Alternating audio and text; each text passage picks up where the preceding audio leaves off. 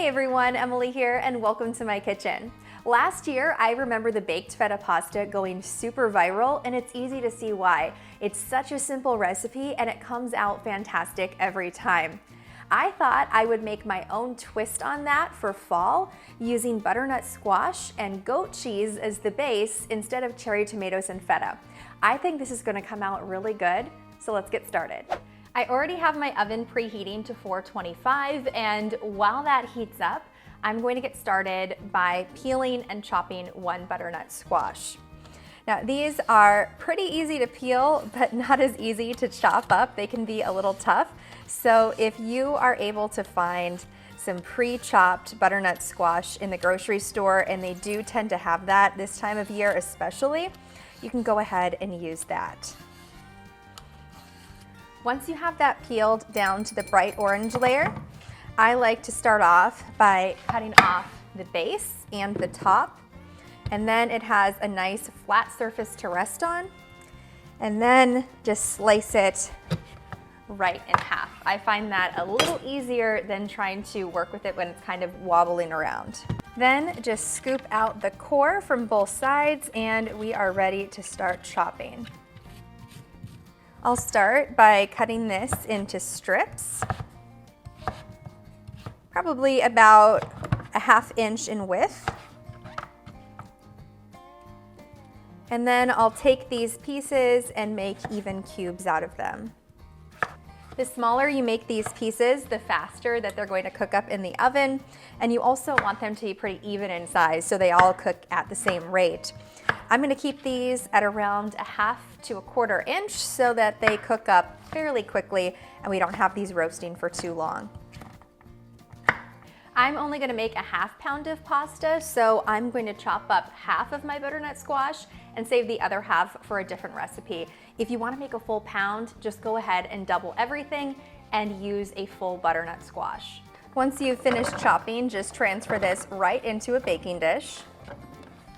I'm also going to toss in a few pieces of sage, so I'll just pull those right off of their stem and give these a quick chop up.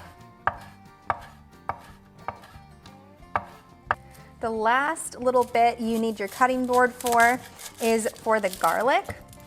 I'm just going to take a whole bulb of garlic and cut the top right off. I'm going to cut this just a little bit more.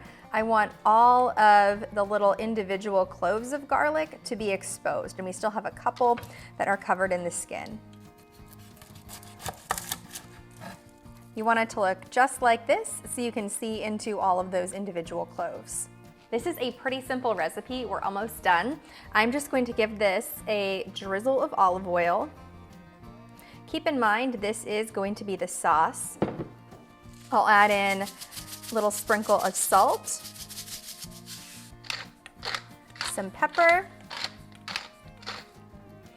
and a few chili flakes. And then I'll go ahead and give this a toss.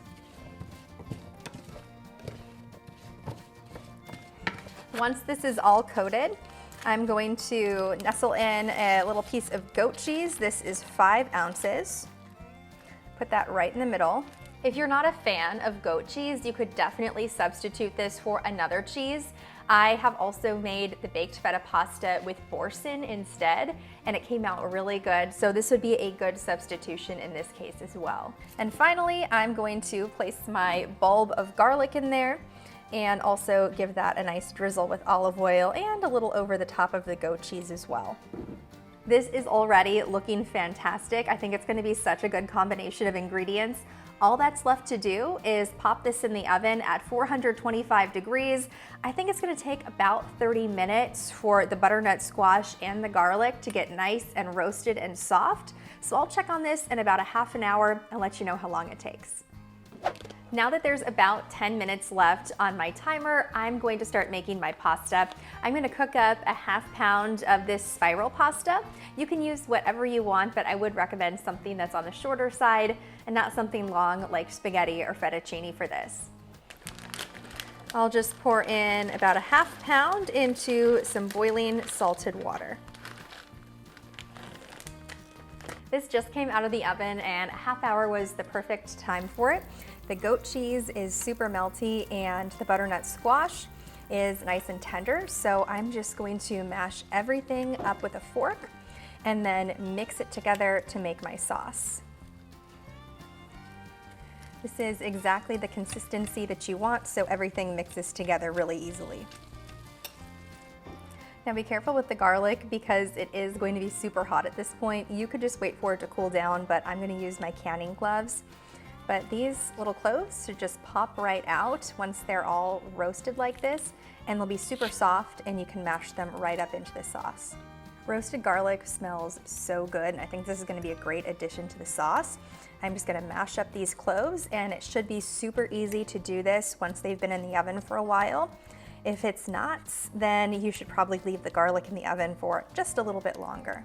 All right, everything is nice and mashed up. I'm going to give this a good mix and then toss in my pasta.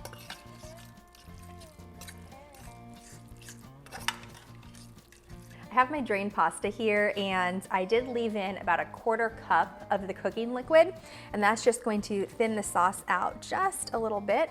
I'll pour this right into the pan and then mix this together.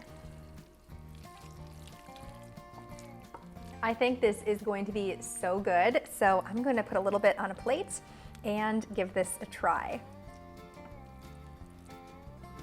And you could definitely eat this just as it is, but I'm going to top it off with some chopped pumpkin seeds and a little bit of pomegranate seeds.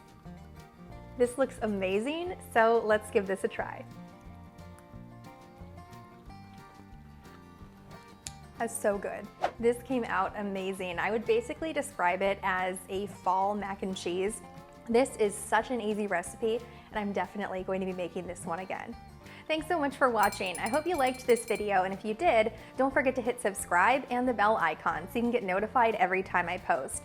As always, you can find the full recipe to this down in the description box below, along with links to all of my social media pages so you can follow along for more cooking content throughout the week. Hope to see you back here next time.